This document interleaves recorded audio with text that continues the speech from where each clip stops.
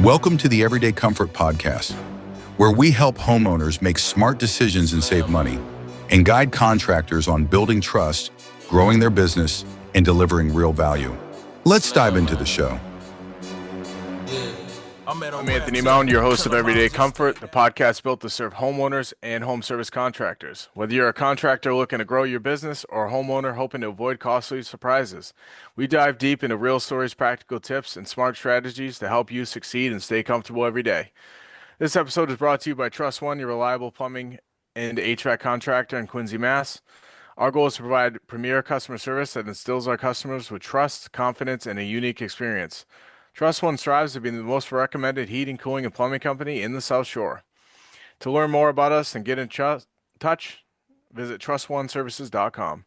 I have Chad here of Rise 25, who's done thousands of interviews with successful entrepreneurs and CEOs. We've flipped the script, and he'll be interviewing me today. Chad, welcome to the show. Hey, thanks so much, Anthony. Great to talk to you again. How's everything in Quincy, Mass? Cold. Oh, really? Yeah, it's like 30 degrees in the mornings. Oh, that's not great. Well, some of this advice that you're going to give us today may be helpful. These are some more. Last time I talked to you, we had some questions that you get from actual customers, and we've got some more today. And I thought your answers were interesting last time, so they should be again this time. So we'll just kick it off here with this first one. Perfect. How important is an annual dryer duct cleaning? Yeah, so it's important because there's definitely fires that can be caused from it, but it's more important when it's gas because you obviously got combustibles and lint. Those are two not so good combinations. But yeah, I mean, you can hire a dryer vent company, like cleaning company, or you could do it yourself if it's accessible. It requires just a screwdriver and a clamp and a vacuum. You can kind of vacuum out the inside of the dryer vent. But yeah, definitely something you should look at. Definitely something you should do. Ways to avoid it is making sure that you're cleaning out your dryer, like all the lint inside of it, like every time you do laundry. That can really help. If not, you're going to get constant buildup inside that dryer vent, which could cause issues. Okay, good to know. Second one here. The garbage disposal spins around, makes a weird sound, seems like it's draining, but then it regurgitates back up, regurgitates what went down back up, and maybe more than what already went down. Any thoughts on that? Yeah, you're looking at most likely a clogged drain. Because what happens is the garbage disposal is pushing the stuff down, but then the drain is starting to back up on the other side of it. So then it pushes the food or waste back up into the drain. So you could have a clogged drain, most likely. And in order to take care of that, what's your recommendation? Obviously have us out or look for immediate clogs inside the disposal itself. You could take the wrench and move the motor back and forth and see if that frees up the clog. You can try to take the drain apart yourself if you have a mechanical trap with a nut on it that you could unspin and pull the trap off yourself. If you're feeling froggy, you can do that. You can pull the trap off, clean that out, and put it back together, and then hope that takes care of your issue. If not, then you're going to have to call someone to come out and snake the drain to clear that drain. Okay. So this one is similar, maybe the same answer. My disposal isn't working, maybe clogged. When I flip the switch, it does hum, but nothing happens. How do I troubleshoot? Yeah, so that's a little bit different. When it comes to the motor and you hear a humming noise, there's two things that could have happened. One, the blades could be stuck. So inside you have these blades that are inside the motor. And usually, generally, when you have a new disposal installed, there's a wrench that comes with it. So there's in the center of the disposal, there's a Allen key, so you can go back and forth with the wrench and loosen up those blades. You'll have to hold the disposal with one hand. You'll have to put the wrench underneath and move the wrench back and forth to loosen up the blades. Because sometimes there's stuff that gets stuck inside of there that could make sure the blades don't move. And you could actually seize the motor if you keep it running with the blades seized. You could actually smoke out the motor. Another important part of that piece is to turn the power off, of course, and then make sure you feel the inside of the disposal because you might have something stuck in there that's really solid. That could cause the motor and the blades to kind of be stuck. Yeah. So this I think from the same person probably. Also, so the disposal's not working. Also, the dishwasher isn't draining. There's a ton of water in the basement, directly under where the garbage disposal is upstairs. I cleared off the vent. What else? Yeah, the drain itself again could be clogged. Either there's an issue internally with with the dishwasher that the pump's actually not pumping water into the drain, or the dishwasher is pumping water into the drain, but it's backing up into your dishwasher. So whenever you install a dishwasher, there's a thing that you do as a plumber. It's called a barometric loop. So you want to loop the hose back up in the top of the cabinet, put a clip on the cabinet to hold the hose up, and then you want it to come back into your drain. The reason why you do that is to keep anything that would back up in the sink from getting into your dishwasher. You want the water to pump up into the drain, and then if your sink ever backs up, you don't want that water to go back into your dishwasher because you don't want all that getting into your dishwasher and backing up into it. So that's a code thing, plumber's trick.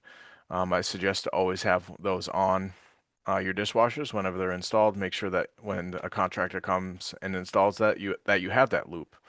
It also keeps sewer gases out. So if you were to have, if your drain was smelling, you'd get those smells back into your dishwasher if you didn't have that loop. Next question. What kind of anode rod is used to keep a hot water heater working properly? Yeah. So really, an anode rod is a magnesium like sacrificial rod Hmm. that goes inside the tank. It screws into the tank itself.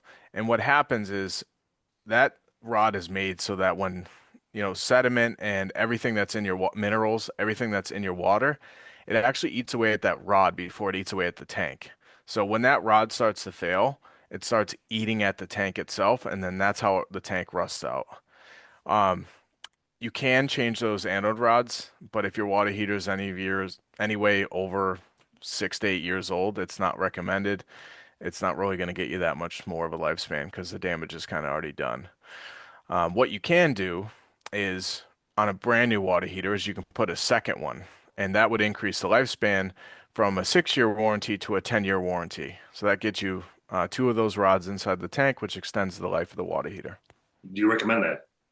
I do. We offer it as a solution. We give the customers three different options, and our options do include that extra rod that gives the longer lifespan. Okay. This is from a customer. Who do I call to replace a hot water heater slash furnace vent stack over, I'm sorry, vent stack cover up on the roof? And how bad is it if it rains before I can get a new vent cover put on? The roofer says to call HVAC. The HVAC guy says to call a roofer. We actually have done that a few times. It's pretty common that the vent falls off. If it's just like the vent stack, an HVAC person should be able to do that. They should be able to get a ladder, climb on the roof, put it back on, or put Okay. a new one in and actually properly secure it so it doesn't pop off the roof. But if we have to replace the whole pipe going through the roof, it's going to have to be both of us because we'll have to coordinate us running the new vent through the roof and then the roofer making sure that it's sealed properly so you don't get any water or moisture inside of your house. Okay. Good stuff.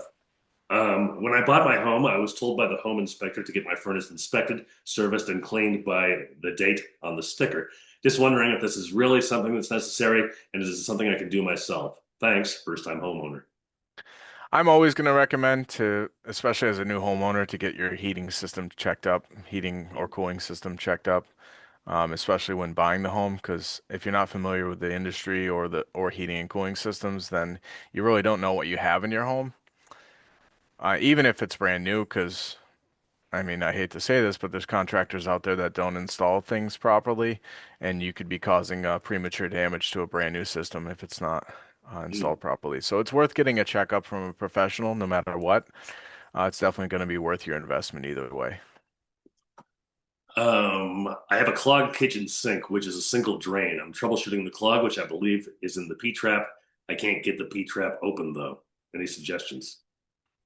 Um, so there's like, in Massachusetts, the code is you have to have a full size clean out underneath the sink. Hmm. So either that's a mechanical trap you have to take apart totally, or there's a little, um, or there's a separate clean out that has to be installed in the drain.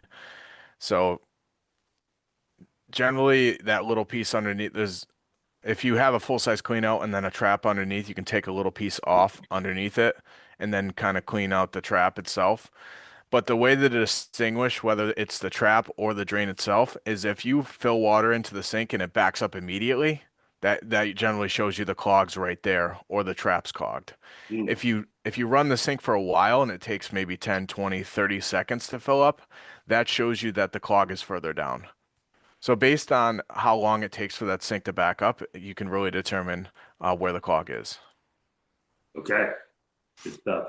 I heard a loud rumble and pop downstairs, and there's some water on the ground with a hot water heater. Any advice? My radiators feel too hot too. Yeah, you could have an issue with your water heater itself or your boiler. It could be leaking if you have a boiler. So yeah, you definitely have someone come look at it Sure. for sure. My pipes froze during the last deep freeze and took 5 days to thaw out completely. Since then, we've had constantly changing water issues. No sign of break, according to the meter and city, but issues include outside faucet won't shut off all the way. Bathroom sink only drips slowly.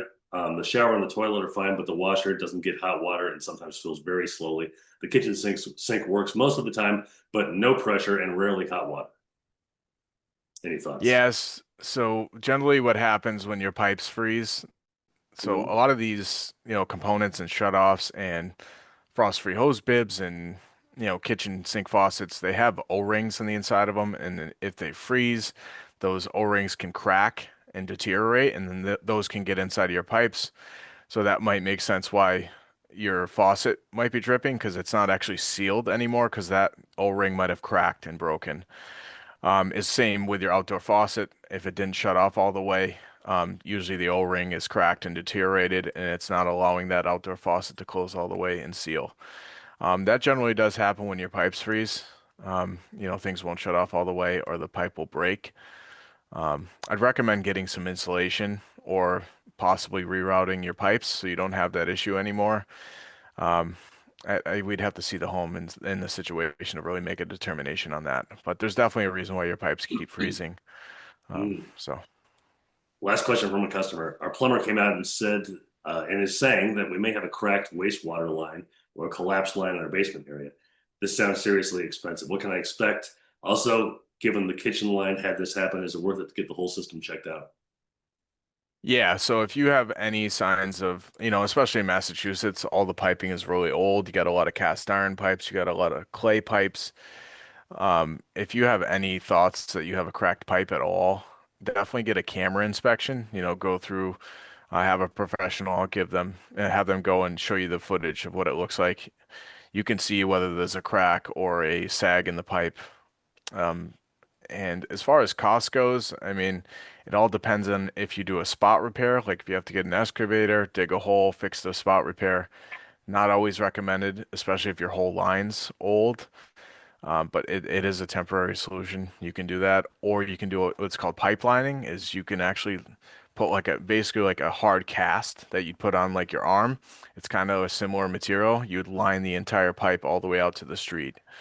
That can generally be done without having to dig up huge parts of your house. I know we've had customers who've had like finished basements, and jackhammering floors and ripping walls down is not ideal when you have a finished basement. So that's a great solution for that. But yeah, it's generally get a camera inspection, take a look at the drain, see what you're looking at, talk to a professional about if it's a thing that you can just keep pushing down the line, or if it's something that immediately has to be done. But either way, you're looking at anywhere from 5,000 to 25,000, depending on how long the break is, how much has to be lined, if it has to be jacked up and fixed, or any type of pipe repair like that. Okay, sounds good. Always good stuff to know. Hey, Anthony, always great to talk to you. Thanks so much for your time and your insights today. Appreciate it. Thanks, Chad. So long, everybody. Thanks for listening to the Everyday Comfort Podcast. We'll see you again next time, and be sure to click subscribe to get future episodes.